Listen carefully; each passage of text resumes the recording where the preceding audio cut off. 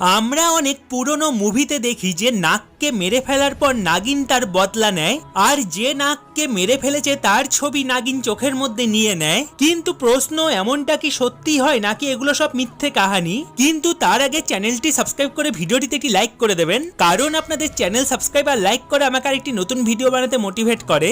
সত্যি তো এটাই, সাপের ব্রেন এত অ্যাডভান্স না যে সে কোনো ঘটনা অনেক বছর ধরে মনে রাখবে। সাপ একটা জিনিস কয়েক দিন পর্যন্ত মনে রাখতে পারে, আর বদলা নেওয়া তো অনেক দূরের কথা। আসলে সাপ একে অপরের সাথে যোগাযোগ রাখার জন্য তার শরীর থেকে এক প্রকারের কেমিক্যাল ছাড়ে।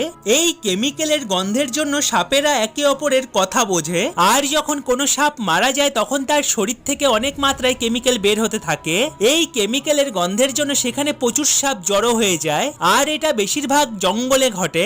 তো বন্ধুরা, আপনাদের কি মনে হয় সাপ কি সত্যি বদলা নিতে আসে? কমেন্টে অবশ্যই জানাবেন।